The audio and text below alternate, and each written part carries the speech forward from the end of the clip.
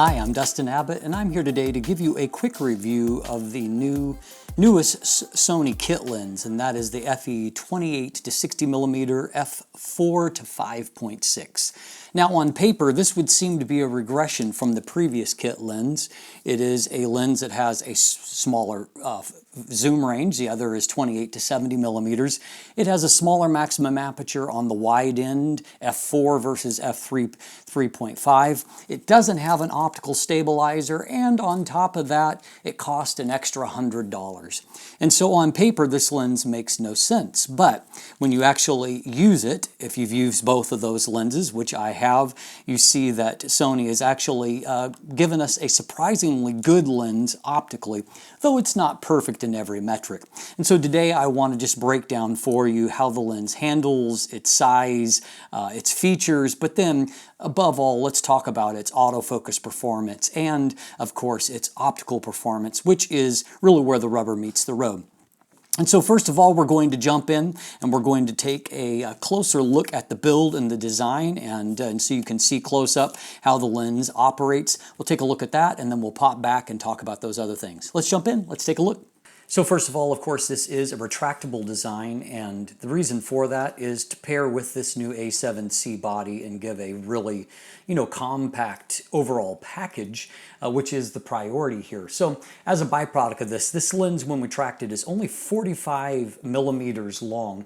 That compares to 83mm for the 28 to 70mm, your previous kit lens. And so you're almost, getting very close to half of the overall length.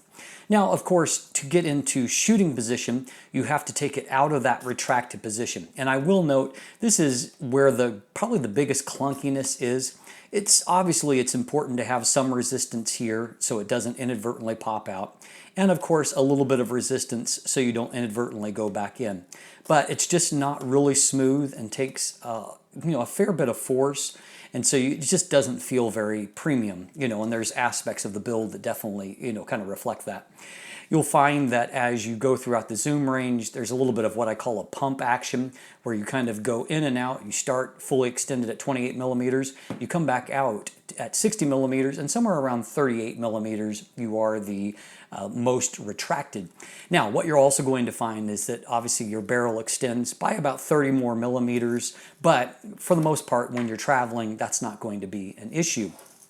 The zoom ring itself here is reasonably smooth. It's, it's not flawless. There's a little bit of different resistance when it's in the inward position versus when you're going back out, and so it's not entirely even. The actual manual focus ring, if you're wearing gloves, you're going to have a hard time distinguishing between these two rings. I say that because I'm going into winter and I'm thinking about this. Like most focus by wire, it is, there's not a whole lot of tactile feedback, but it's smooth enough and it does seem to operate in a linear fashion. And so anyway, which means, you can go at different speeds and you're still going to end up at with some repeatability at the same destination. So not a lot of complaints on the actual focus ring, other than the fact that because this lens is so compact, there's not a lot of room for it. Now, some positives: there is some weather sealing. There is a decent sized gasket here at the mount and some internal seals. Up front, we have a really odd 40.5mm front filter size. Now, the lens is actually 66.6mm in diameter, but of course, because of this inner barrel, the actual inner portion is much slimmer. I had never seen a 40.5mm filter thread before. However, the filters do exist, and so you can pick them up for it. The overall weight here is only 167 grams, 5.9 ounces, and so obviously it is really, really lightweight. The 28 to 70mm was closer to 300 grams. And so, you get a really compact package here, and I think that's really what this is all about.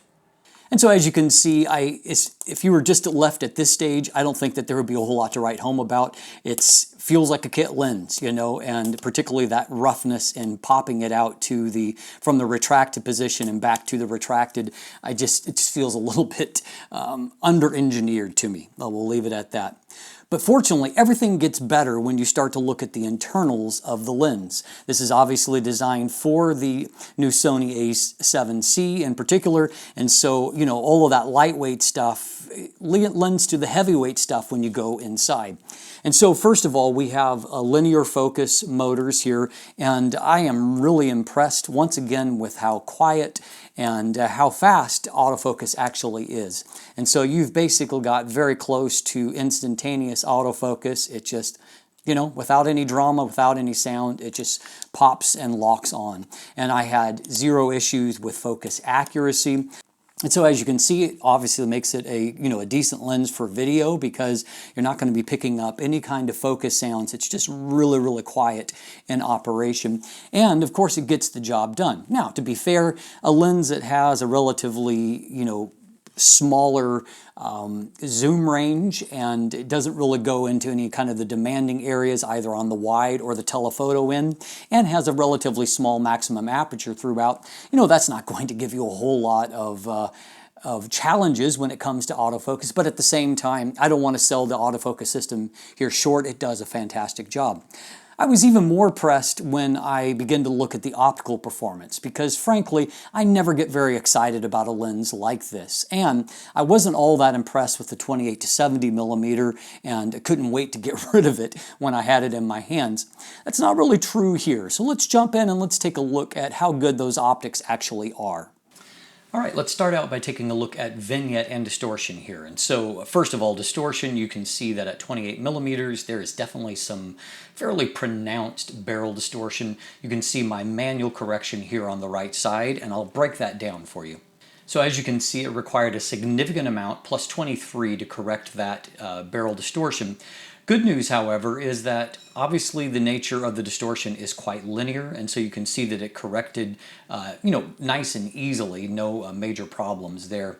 As far as the vignette, plus 40, and so a moderate amount, and I moved the slider on the midpoint over to 7, and I think that that gives us a fairly clean looking end result. So positives is that even though there is a significant amount of both distortion and vignette, you can expect that the correction profiles, when they're available, will do a fine job with that. And of course, in camera for JPEGs and video, it will be no problem. Now, uncorrected, as you can see, this is no glamorous photo, but you can definitely see the barrel distortion present here in this. And so, anyway, you're definitely going to want to correct that if you've got straight lines in your shots. For a lot of other scenes, it probably won't matter. Now, the good news is at 60 millimeters, we have a near perfect lack of distortion there, and so no problems. And also vignette is quite mild, so you can see I've done just a little bit of correction to the vignette there, but it's not significant, and so no problem there at all. So this will give you an idea of the difference in framing at 28 versus 60 millimeters. This is barely over a 2x zoom range. However, you can see it does give you some significant options when it comes to your framing. This also gives you an idea of essentially how close you can get at minimum focus here, really at both distances, but obviously you're going to get your better magnification at 60 millimeters. So I was really pleasantly surprised when it came to the optical performance of this lens. Now, I did test it on the A7C since that's really the camera that it is going to be sold with. So obviously not as demanding as, the resolution of the R bodies, but maybe less of a target for those bodies. But either way, even at my really demanding 200% magnification that I do these comparisons at, you can see that in the center of the frame, other than a little bit of a little more contrast is gained when you stop down to f5.6, but that's really impressive right off this bat right there. Very strong performance. Also in the mid frame, you can see it's just genuinely excellent right from the start, and then f5.6 gives us a little bit more contrast. You can see a little bit of the more pattern that is developing, and so anyway, that's just increased sharpness showing up. And even right down into the corner, you can see that we have quite good resolution right into the corner with a mild, again, mostly contrast improvement at f5.6. Stopping on down to f8 gives us slightly more contrast, a little bit more resolution, but I mean, this is a nice result already. Minimum aperture here is f22, and obviously even on a 24 megapixel body, diffraction is really softening things up. It's not bad, but you can see compared to the wide open result, it's significantly poor. And obviously as you go up to higher resolution bodies, the diffraction effect is going to be even more pronounced. And so for myself, I almost never shoot at minimum aperture on any lens under any circumstance. Your mileage may vary, of course. And if we switch to a more, typical 100% magnification, you can see that contrast and resolution just looks really fantastic. That's an impressive looking result.